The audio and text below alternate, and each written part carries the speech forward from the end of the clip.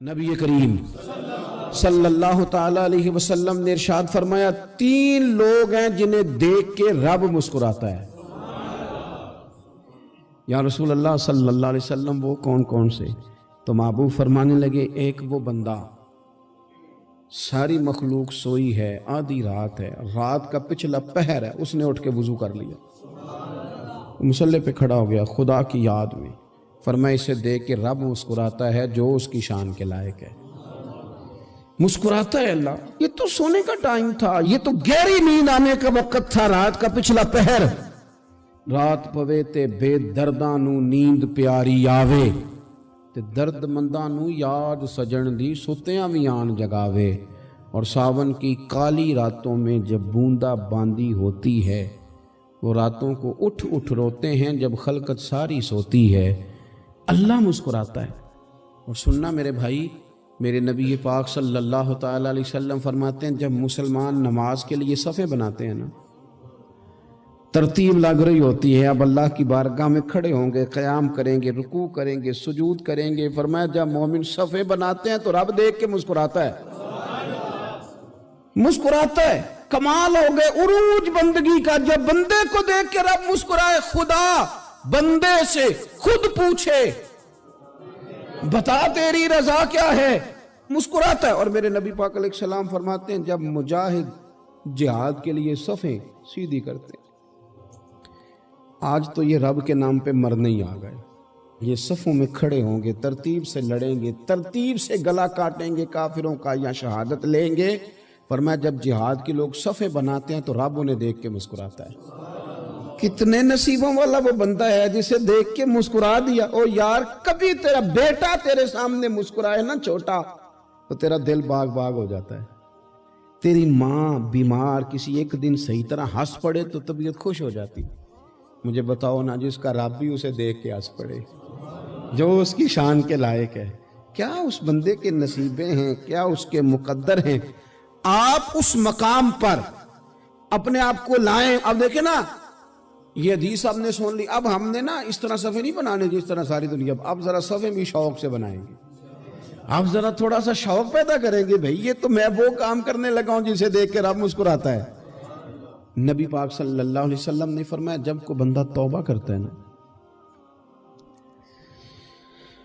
ہم توبہ کا رٹا لگاتے ہیں، یا اللہ میری توبہ یا اللہ۔ اور توبہ کا تو مطلب یہ ہے کہ پچھلے گناہوں سے پکی توبہ، آج کے بعد یہ غلطی نہ کرنے کا پکا وعدہ۔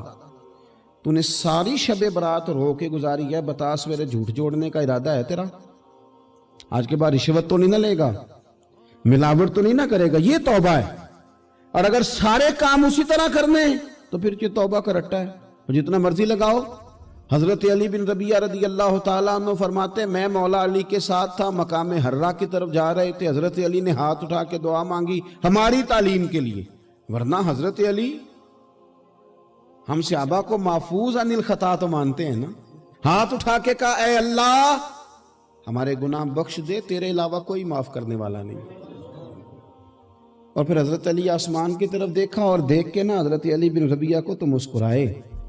حضرت علی بن ربیعہ کہنے لگے حضور مسکرائے کیوں ہو؟ فرمانے لگے ایک دن میں حضور کے ساتھ اسی طرح آیا تھا، اسی طرح حضور نے دعا فرمائی تھی ہماری تعلیم کے لیے، اور پھر حضور مجھے دیکھ کے مسکرائے تھے اور فرمایا جب کوئی بندہ رب کی بارگاہ میں اس طرح استغفار کرتا ہے تو رب مسکراتا ہے، اور مسکرا کے فرماتا دیکھ لو میرے بندوں کو پتا ہے کہ میرے علاوہ معاف کرنے والا کوئی نہیں، انہیں پتا ہے، تم اس کی بارگاہ میں رجوع تو لاؤ، آؤ تو صحیح دو آنسو لے کر۔ اقبال کہتے ہیں کہ موتی سمجھ کے شان کریمی نے چن لیا، قطرے دو گرے میرے اب کے انفال کے، دو میں نے آنسو بہائے تھے تو اس کے کرم نے تو موتی سمجھ کے چن لیا۔ سنو نا حضور اس استغفار کو، اللہ کو یار رات کو توبہ کر کے سونا چاہیے ہمیں۔ کچھ غلطیاں ہم کرنا نہیں چاہتے پر ہم سے ہو جاتی ہیں، کچھ دل ہم توڑنا نہیں چاہتے پر وہ ٹوٹ جاتے ہیں، ہماری مجبوری ہوتی ہے ٹوٹ جاتے ہیں۔ رات کو اس کی بارگاہ میں ہاتھ باندھ کے کشکول طلب دراز کر کے خوب استغفار پڑھنا چاہیے کہ مالک بندے ہیں نا کیا کریں، نفس کا ساتھ ہے، دنیا کا ساتھ ہے، خواہشات نفسانیہ، مالک معاف کر دے، درد سے توبہ، رسم نہ ہو، کہانی نہ ہو، लफ्ज ना हो, जुमले ना हो, और जनाब ऐसे लोगों के बीच बड़े हाथ बांध के और बड़ा कोई जरूरत नहीं। आप अकेले अपनी चारपाई पे बिस्तर के अंदर मुंह दे के भी दर्द से कहेंगे ना माफ कर दे, तो वो तो मेहरबानी बड़ा है।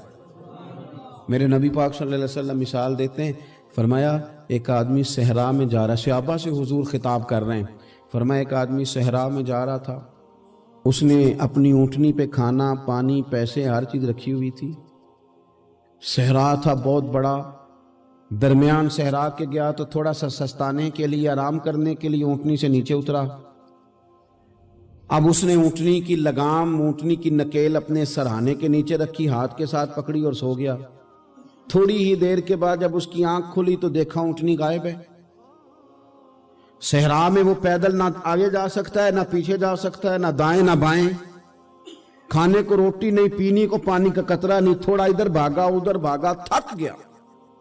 करीम महबूब फरमाते हैं वो पूरी तरह निढाल हो गया और मायूस हो गया, माअज़ल्लाह। मायूस होके दोबारा उसी जगह आके लेट गया जहां पहले लेटा था। इंतजार करने लगा कि अब मौत ही आएगी, आखिरी वक्त है, अब ना मैं पैदल ये सहरा क्रॉस कर सकता हूं, ना पीछे जा सकता हूं, ना खाना है ना पानी है, सिवाय मौत के कोई सहारा नहीं। हुजूर फरमाते हैं वो रास्ते में दोबारा लेट गया। अचानक उसने रुख बदला तो ऊँटनी सामने खड़ी थी। हुजूर ने सहाबा से पूछा बताओ ना उसे भला कितनी को खुशी होगी। या रसूल अल्लाह जी से नई जिंदगी मिल गई है। आप देखें ना, सारे डॉक्टरों ने कह दिया कि इसके तो गुर्दे मैदा जिगर हर चीज खत्म है, घर ले जाओ खिदमत करो, हर तरफ परेशानी है। वो बंदा भी समझ गया है कि आखिरी वक्त आ गया, कल जाऊं परसों जाऊं, तैयारी हो गई, सब लोग आ गए, बाहर वाले भी आ गए, ये माहौल एक अजीब रंग इख्तियार कर गया। अचानक एक डॉक्टर ने आके कहा नहीं नहीं गलती लग गई थी। मुझे बताइए अंदाज क्या होता है? बगैर दवाई के बंदा उठ के खड़ा नहीं हो जाता। ओ मैं तो बच गया हूं। नबी पाक सल्लल्लाहु अलैहि वसल्लम फरमाने लगे उसकी ऊंटनी मिल गई, बताओ भला उसे कितनी खुशी होगी। या रसूल अल्लाह वो तो दोबारा दुनिया में आ गया। हुजूर फरमाने लगे उसे कुछ भी खुशी नहीं हुई। जब कोई रब का गुनाहगार बंदा आके तौबा करता है, रब को इससे कई गुना ज्यादा खुशी होती है। मेरा बंदा आ गया है, मेरा बंदा आ गया है, मेरे घर आ गया। उसने आंसू बहाए हैं, उसने कहा अल्लाह मैं तेरा यूं तेरा ही रिज़्क़ खाता हूँ, तेरी ही ज़मीन पे रहता हूँ, तेरे नाम से मेरी सांसें चलती हैं। वो आ गया। फरमाया उस ऊँटनी वाले से ज़्यादा रब को खुशी होती है जब गुनाहगार आके तौबा करते। गुनाहगारों के आंसू उसकी बारगाह में बड़े मकबूल हैं, लेकिन हम रस्म अदा करते हैं, तौबा नहीं करते। हम अपने आप के साथ धोखा करते हैं, झूठ बोलते हैं। हम बंदा कोई नाराज हो जाए तो हमें को नहीं नींद आती, उसके घर चले जाते हैं। हम अपने सारे रिश्तों को ताल्लुकात को मेंटेन करके रखने के आदी हैं। हमें पता है कि वहां मैं नहीं जा सका तो बेटा भेजता हूं, फलां शादी पे मैं नहीं जा सका तो भतीजा भेजता हूं, भाई भेजता हूं। हर ताल्लुक का हमने ख्याल रखा कोई रूठ ना जाए। लेकिन कमाल है ना, ये नहीं सोचा कि अगर रब रूठ गया तो, जब वो रूठ जाए ना तो सारे रिश्ते भी बंदे के पास मौजूद हों तो कोई करामत नहीं होता। फिर करोड़ों रुपया जेब में हो तो डॉक्टरों की दवाइयां असर नहीं करती। वो रूठ जाए तो फिर इंसान इस तरह से फिसलता है कि बड़े बड़े उसके पास दरवाजे होते हैं पर किसी जगह उसका हाथ नहीं लगता।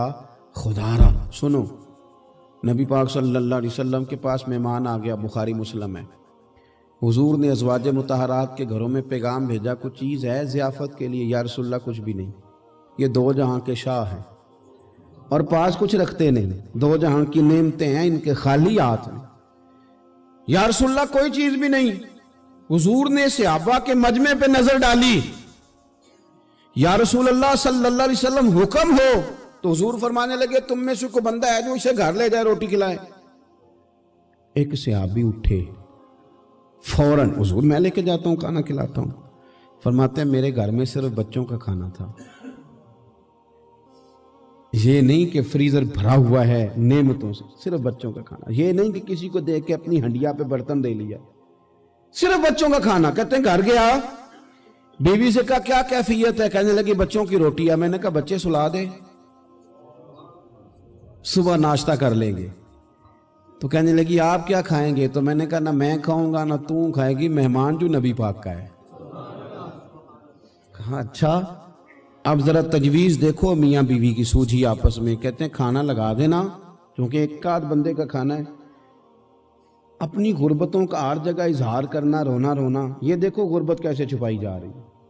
اس کو کہا نہیں کہ چل تو تھوڑا رحم کھا، تو آیا ہے تو تھوڑا رحم کھا، یہ نہیں کہا اٹھ کے نا تو کھانا رکھنا اور اٹھ کے نا چراغ ٹھیک کرنے کے بہانے بجھا دینا۔ ہم دنیا والوں کے سامنے کیوں اپنے دکھ بیان کریں؟ ہم جو کہیں گے رب رسول کی بارگاہ میں کہیں گے۔ تو نا چراغ ٹھیک کرنے کے بہانے، اہلیہ اٹھی، کھانا دینے کے بعد چراغ ٹھیک کرنے کے بہانے بجھا دیا۔ خامد بھی ہاتھ چلاتے رہے، بیوی کبھی برتن رکھتی کبھی اٹھاتی، پتہ چلے کہ کھانا کھا رہے ہیں، کھانا کھایا جا رہا ہے۔ کہتے ہیں مہمان پیٹ بھر کے کھانا کھا گیا۔ یہ کام ہوا رات کے اندھیرے میں، اس وقت ہوا جب چراغ بھی بند تھا، اس وقت ہوا جب کوئی دیکھنے والا نہیں تھا، کسی پڑوسی کو بھی خبر نہیں تھی۔ فرماتے ہیں صبح کے اجالے میں اس مہمان کو لے کے مسجد نبوی میں نے قدم رکھا تو نبی کریم نے فرمایا رات جو تم نے کام کیا ہے نا اسے دیکھ کے میرا رب بڑا مسکرایا ہے، اللہ بڑا مسکرایا ہے۔ اللہ تر دامنی پہ شیخ ہماری نہ جائیے، ہم دامن نہ چھوڑ دیں تو فرشتے وضو کریں۔ یہ شان ہے صحابہ کی۔ نبی کریم علیہ السلام نے فرمایا رب رات مسکرایا تیرا یہ انداز دیکھ کے، اور اس نے قرآن نازل کیا وَيُؤْثِرُونَ عَلَىٰ أَنفُسِهِمْ وَلَوْ كَانَ بِهِمْ خَصَاصَةٌ۔ کچھ لوگ وہ ہیں جنہیں بڑی بھی ضرورت ہو تو دوسروں پر اثار کر دیتے ہیں۔